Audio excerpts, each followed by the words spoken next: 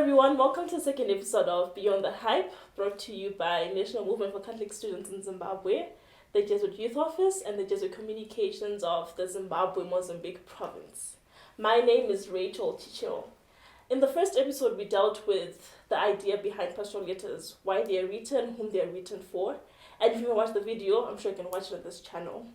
Today, we delve into a bit more of the pastoral letter and try and look at its impact to young people, what it says to young people. And with me today, I have Hugh, the former president of the National Movement of Catholic Students in Zimbabwe, and Tadiwa, an accountant and a former president of the Young People for Others movement in Zimbabwe.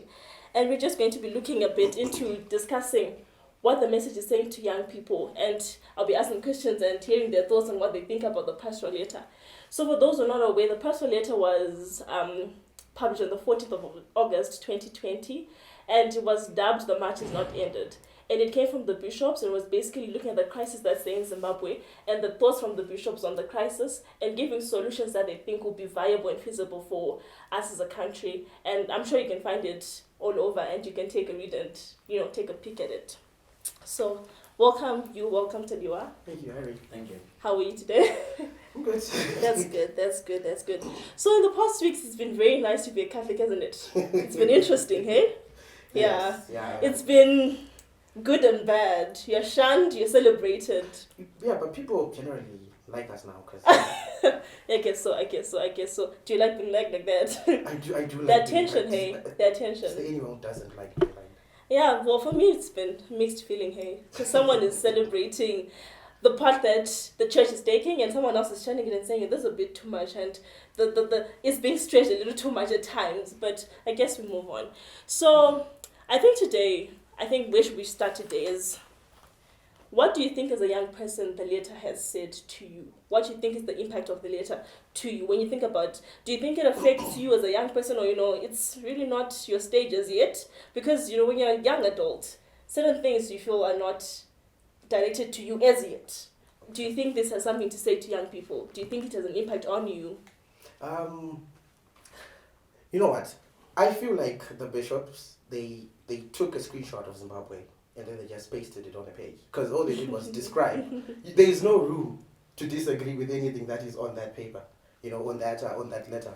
So, as a young person, what I get from that is validation. Sometimes you are complaining about things, you are frustrated, and everywhere you look, everyone's quiet.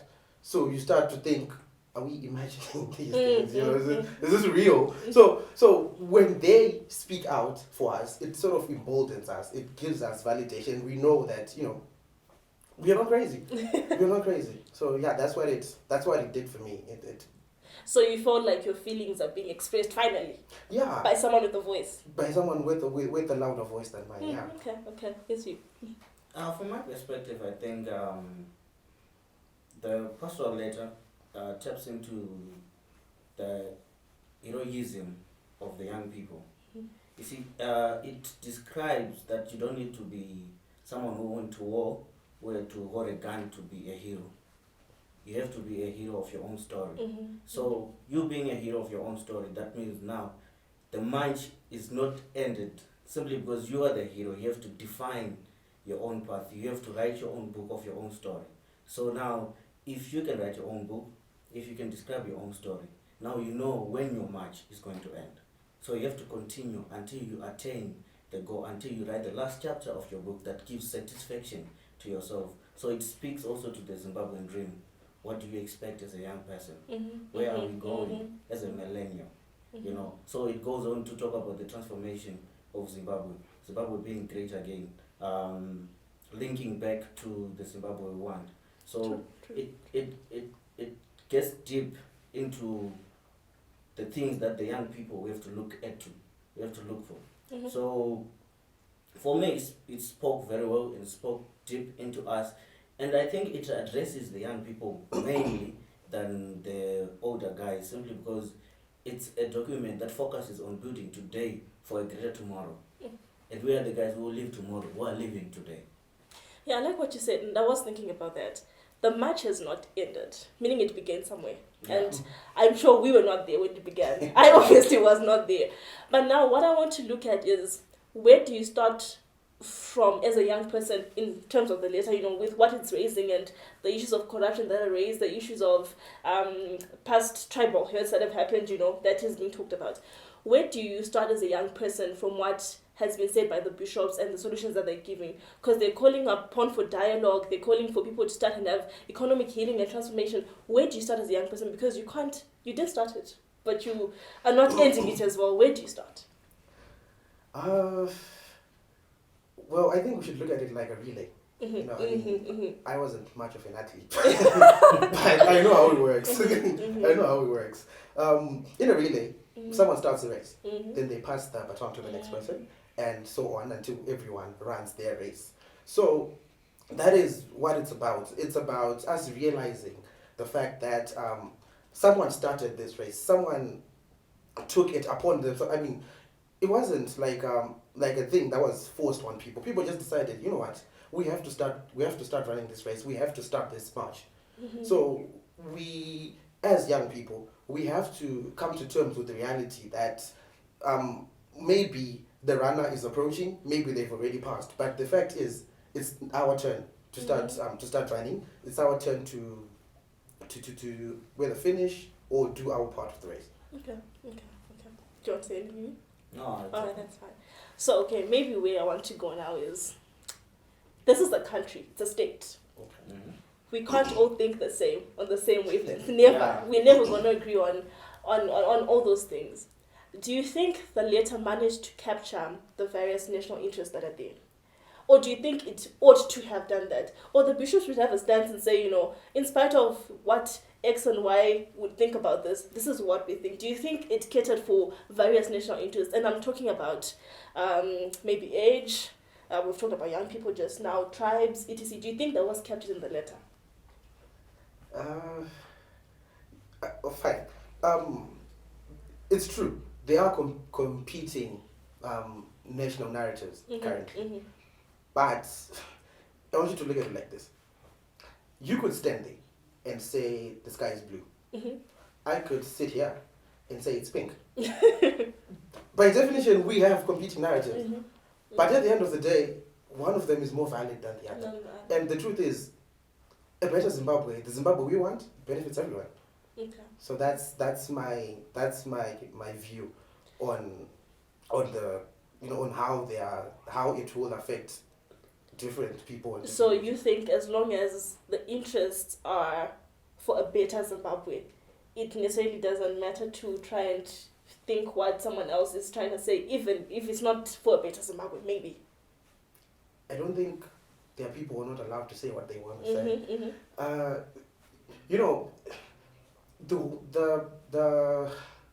The whole point behind democracy is that everyone gets to say what they want to say. And the bishop's letter isn't saying only a few people have to be heard. The noise around it isn't because people are saying, no, we only want to listen to our bishops. But they said something that's on the mind of most people, and that's why there's a lot of energy and support around it. They they spoke the minds of a lot of people, and that's why people support it. Okay. Yes, maybe if you can just try and zone in for me on, some have arrived, some of us feel as if they've arrived, and some haven't. Do you think we have those interests in Zimbabwe with other people thinking they've arrived, like the bishops have tried to communicate to us? Yeah, you see, now in Zimbabwe we have, I think, two clusters, if I have to put it that way. Okay. The guys that we term they've arrived, those are the guys that feel comfortable in the current Zimbabwe. They think Zimbabwe is fine, and they even believe when a home minister comes up and says Zimbabwe is getting better, but we are seeing it's not getting better. So there's obviously a difference and a rage between those that think we are there and those that think no, we are not there. Okay. And majority of the people that think we are not there is the young people, because the young people grew up being told things were nice. We used to buy Coca-Cola for 5 cents. We used to do this, we used to do that. We used to have good roads. But you're looking at Zimbabwe like, guys, did you ever have that? No, you're lying. But from our perspective, things are falling apart. They're getting worse every day and every minute. You look at infrastructure, there's no more innovations, things are dying. You look at the minds, the mentality, we are dying inside. So at the end of the day, you look at the cases of suicide, they're increasing. So the young people are dying. So you cannot take them away from this letter. It actually speaks to the people. Because now the people feel, this is exactly what we feel. This is exactly what is happening. It opens up to even people that didn't realize that we are in a problem. They now understand that no, we are actually having a problem. Okay. Yeah, I get that. And I think also what I've been thinking about is most of the noise around the letter is because it's coming from bishops. Yeah. Do you get? Yeah. It could have been said by activist A, activist B, would have been fine, but because it's the bishops. And I think it doesn't matter who is packaging the letter. If the message is right, the message is right. Yeah. The message should be communicated. So there's never a time when we're going to balance the different narratives of everyone and say everyone is pleased. But is the right message being transmitted? Yes, it is. Then let it be transmitted. And maybe that takes me to my next question on, there's the church, there's politics. Do you think it's possible for the church and politics to, coexist and work together? Do you think they should be separated? Do you think they're one? Do you think you can ever, melt away and take politics and put it there, put the church there? Do you think that can ever happen? Or do you think they have to exist and they're, together? Okay. Right. I like this question. I like this. It's because it speaks to the whole the narrative that the church has been meddling in politics or something like that. But okay, let me give you a different angle to look at this.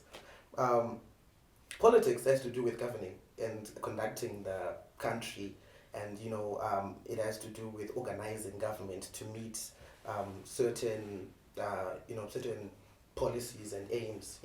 And the church is very hard to describe what the church is, but I will say the church is the steward of creation. So if you look at the roles of these two entities, you have politics and you have the church. When it comes to human life, when it comes to the dignity and sanctity of human life, if politics is getting in the way of the church speaking out against the dignity and sanctity of human life, then it's politics that's in the wrong place. Okay. Because we're saying it is the church's role, it's their duty to protect human dignity by virtue of them being stewards of creation. Whereas government has to, to run with policies and do the things that government is supposed to do, which among them is not commit acts of human rights abuse or things like that. So the church is in the right, they're doing their job, in my opinion. Yes, you. Yeah, I would agree with him, and I would add that we may want to, some people may say it's wrong for the church to be involved in politics, but it's always wrong for the church to be involved in politics when they start pressing those dots that poke people and make people feel uncomfortable. But when the churches build clinics, when the churches build schools, everything is fine. When the churches give to the community, everything is fine. So you look at the structure of the education in Zimbabwe. Majority of the schools are church owned. Majority of the hospitals are church owned. You talk about children's homes. You talk about civic societies that feed into the social well-being of people. Okay. So at the end of the day, we may want to separate the church from politics, but the church is the community. Yes. Because you and me, we are the church. So if I go outside and meet somebody, we are a church. So you cannot separate the church from the environment. Now, politics has to survive within the environment that the church,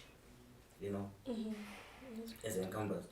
So it's the politics that has to align with the church, not the church to align with the politics. That's the wrong idea. You understand? Yeah. Maybe to just go back to young people. what do you think is a topical theme that affects young people the most in the letter? I would say everything. But, what do you think is something that goes to the core of young people of all the issues that are raised in the letter, and something that has to be worked on immediately to safeguard the future of our generation, maybe? Look, most young people at this point, very few are independent. A lot of us are dependent. So that means we are not only concerned about issues that affect us, because if those issues affect other people, they will affect us by virtue of being unable to be independent.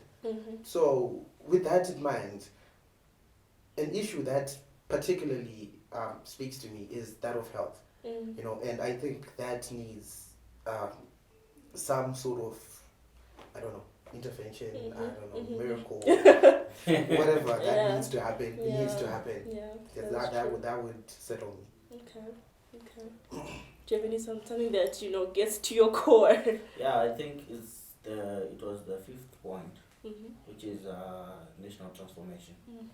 I think that's the one that really needs to guide us now, because it's no longer just about the government; it's also the people of Zimbabwe that needs to transform. It is not the government. Yeah, it may be the government at first which started the change, but now it is not the government that makes one person just park in the road. Where there's a parking lot, you decide to park in the road because confusion and congestion. It's not the government that makes you just drop litter anywhere. It's not the government, that makes you feel like you don't need to create social distance with the next person, that makes you try to fight to get into Zuko. Though there are very less buses, but you can still get in the line, your chance will come. It's not the government that's doing that, it's now us. But yes, we may have inherited it from the situation, but now we need to transform ourselves. You need to rebuild ourselves, to renew our minds to the real Zimbabwe that we want. What is it that we want? What is it that we dream? Let's live it even before we are there, mentally. That is true, and I totally agree, because I feel like, at 20-something years now, it's something that's become very common for some of these very crass behaviors to happen in town. Yeah. And your little brother who's 10, is picking that up. And they're going to always do the same thing and perpetuate the very same behavior that, we're complaining about. And I think that's very right. And now I think I want to go to the other letter from the bishops, the Zimbabwe we want. How do you think this letter wraps into the pastoral letter? Do you think there's something to talk about there? I'll be honest. With that, I didn't read that letter when it came out, 2006. I was really young. But I think it does give us a building point, a focus point, somewhere to start off. I can tell you this. Someone who is my age, who is the same age I was when that letter in 2006 came out, right now knows about the bishop's letter today. So that tells you something about the impact of this letter. I mean, we weren't even sitting here having these conversations back then. No. So it tells you something. I read it, and we have to contextualize it. And I do feel like it romanticizes the first 10 to 15 years of Zimbabwe a bit, which doesn't really sit right with me. But again, we also have to consider that 2006 was a very different time from 2010. I'm not going to sit here and say we have freedom of speech, but we're better off than people were in 2006. So you have to understand that the people who wrote this had this background to it. And it has a lot of interesting points for national development and the same transformation he was talking about. And these are things that we've been talking about for 14 years, and it just shows you that we are still kind of where we were. I mean, nothing has really changed. It talks about the very same issues that we're seeing here today, political intolerance, corruption, the economy, and it does speak of sort of like an interdenominational movement between or among churches, because as churches, as people who stand for what he said as the community, we need to stand together and do this together, and that is the main point that the earlier letter talks about. It also talks about the Constitution, which is something that's been very topical recently. So back then we didn't have, we had the Lancaster House Constitution. Now we have a different Constitution from 2013. But the problem is there are bill amendments. There are now amendments to change this Constitution. So I feel like that point sort of undid itself in the process. So we still have a long way to go. So from the Zimbabwe we want, do you think it's a Zimbabwe we can see in our lifetime?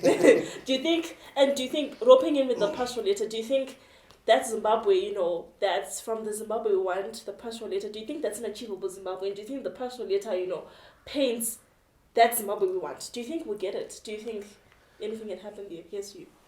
Yeah, I think it's well achievable. It just takes, number one, the political will of the state leaders, and number two, you just need to motivate the people. So, from my perspective, from my reading, I can simply tell, everything can be made simple. You say Zimbabwe is open for business. Zimbabwe can really be open for business, not just in talking. It can really be open for business. There's small things that you can do. Why do I need to have like 15 days or more trying to open a company? Why do I need to travel to Harare just to submit my papers so that I can get my company name registered? Why do I need to travel to Harare? See, the moment we say we are going to open Zimbabwe, there are many economies that we can copy. You see, first thing, we are in an online generation now. You can make things available online. That's number one. Number two, you can make the process easier. I don't have to walk into 15 offices with papers in my hand, looking for one person's signature. That's where corruption starts. Because now I have to look for someone's signature, and that person is very unavailable. Now I have to make him available so that he can sign my papers. So if we really want to build Zimbabwe, it takes a political will. And we have so many intellects, Zimbabwean intellects. They may have flown away.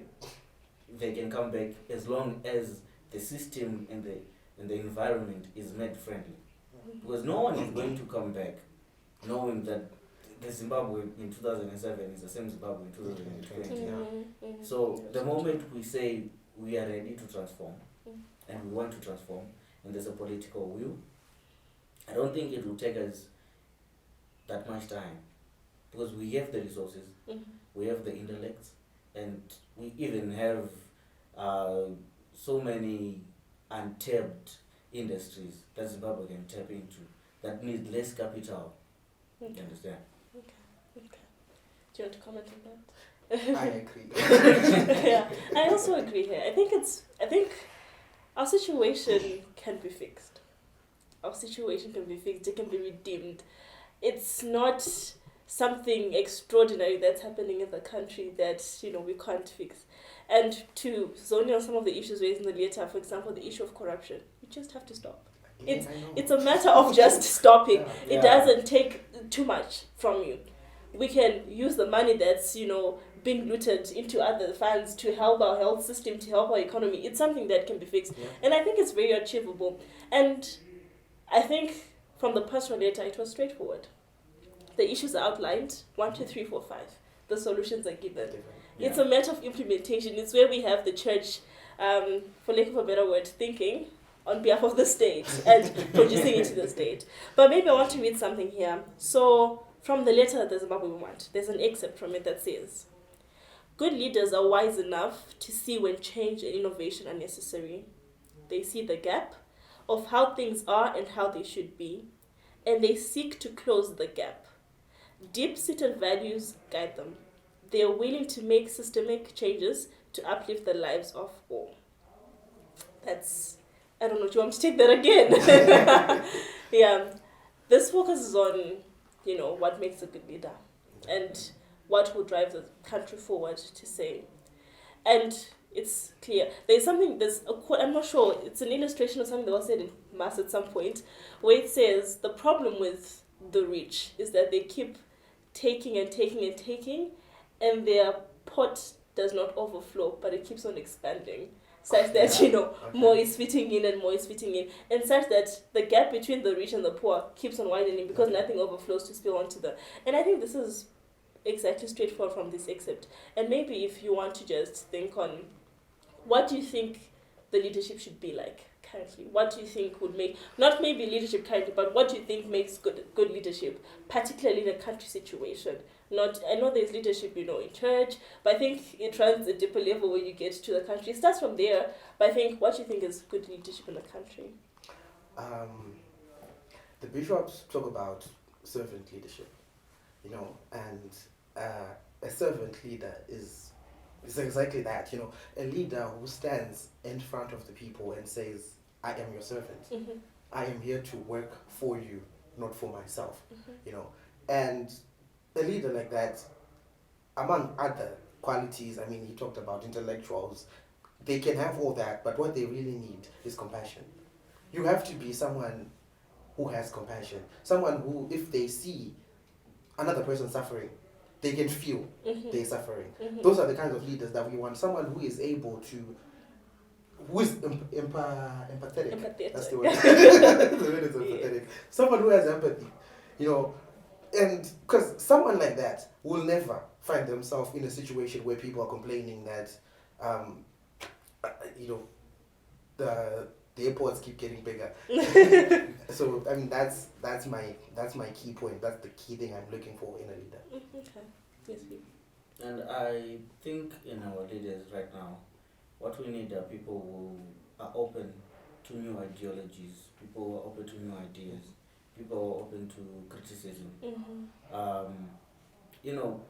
You have to be criticized in any in any community.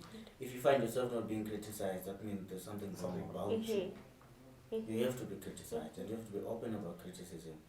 Is the person criticizing me right or wrong? Mm-hmm. What they're saying, is it true or is false? Mm-hmm. If it's true, what should I do next?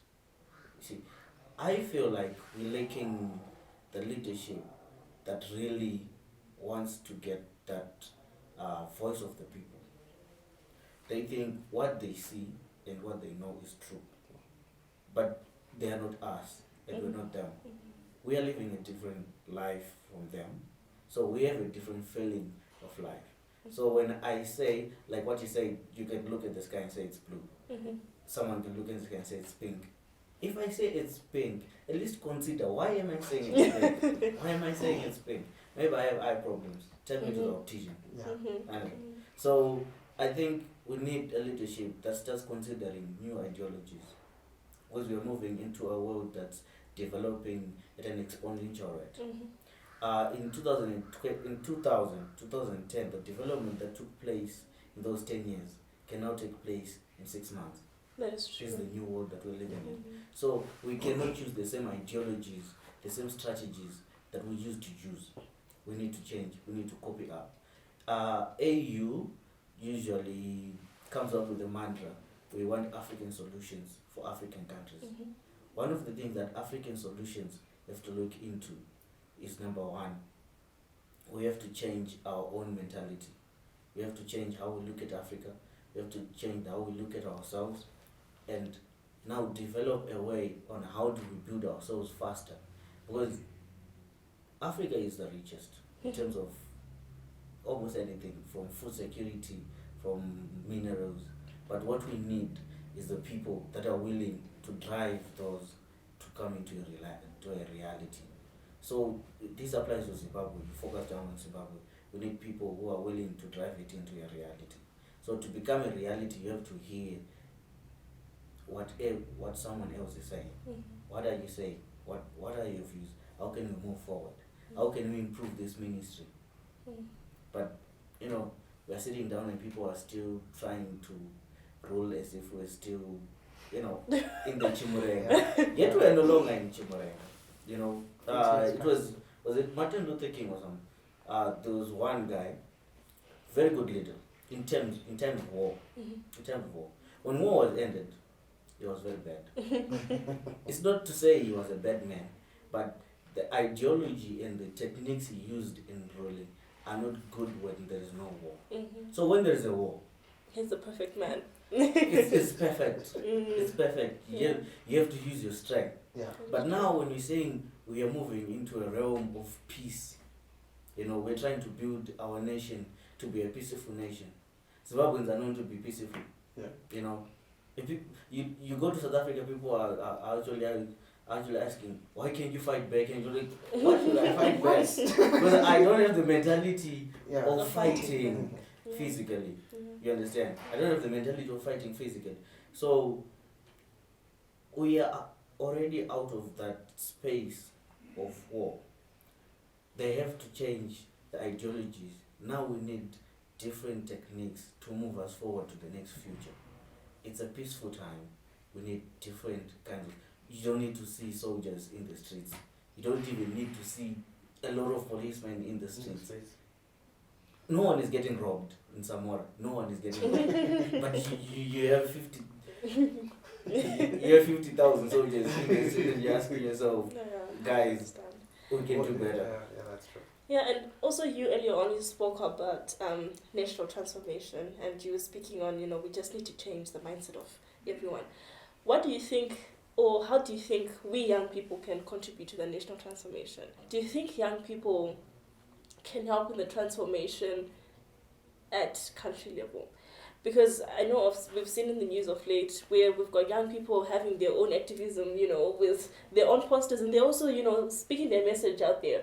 And that has repercussions, of course. But do you think we can drive more young people into trying to make a difference, maybe at the national stage, at the national level, at a country level, and maybe internationally as well?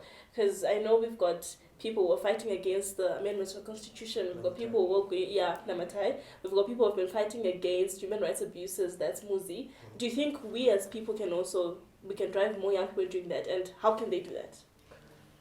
Well, we can definitely be a part of the conversation. Like some of the names that you've mentioned. We need to be involved in all of these things. And in the context of the letter, the Catholic Church is huge.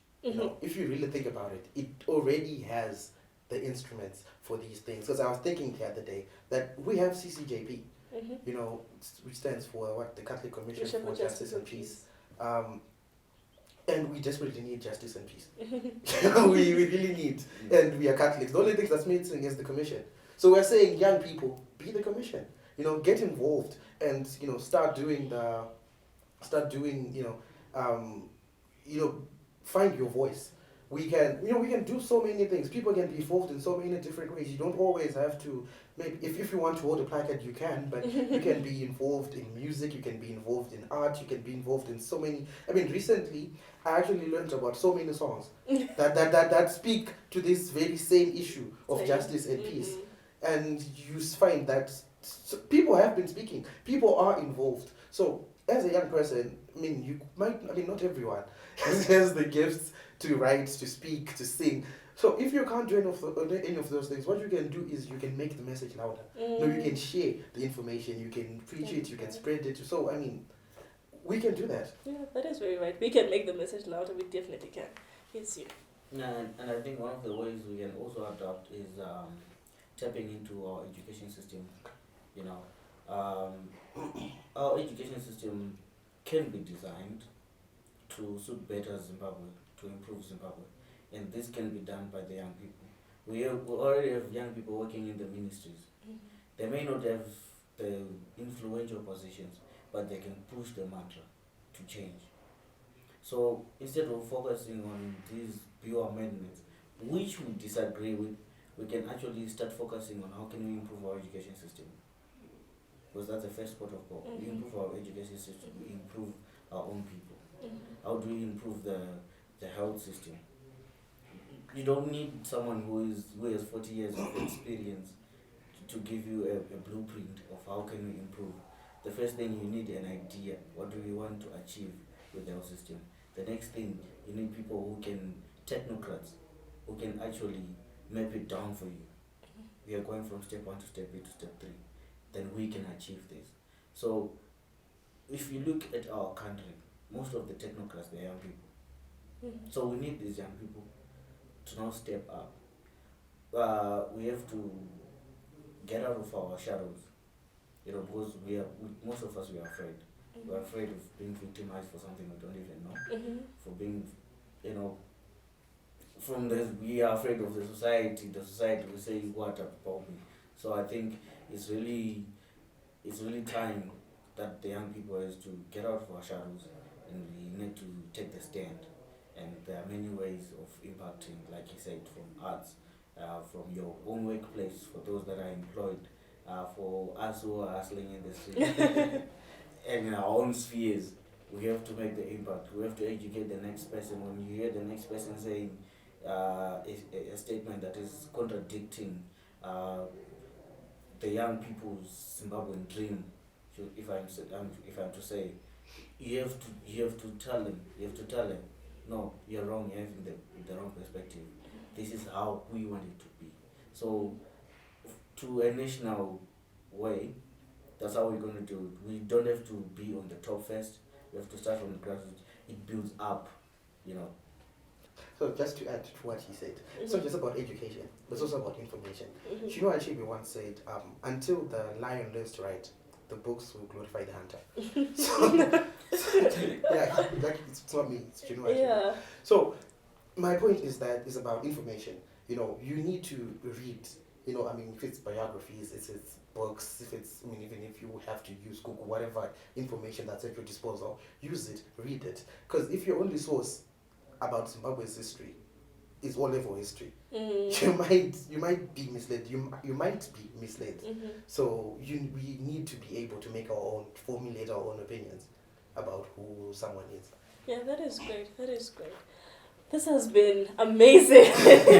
I've learned so much from you guys in the conversation that we've just had, and it had me thinking. And maybe just before we finish off, if you've got some last, remarks and comments that you'd want to make to our viewers. May his soul rest in peace. Once said, the Zimbabwe we want in our lifetime, and I'm paraphrasing, of course, but it's possible. It's possible. Yes, you. I would say we are marching. And we are the heroes of our own story. So I say marching because we didn't march. We are marching. It's an activity that we are doing. We'll keep doing, and we shouldn't stop. That's fine. Thank you very much, Tadiwa. Thank you. Thank you, everyone, for watching today and for joining us. Be sure to like, comment, subscribe, and share this message. Like what Tadiwa said, make the voice louder. And see you on the next one.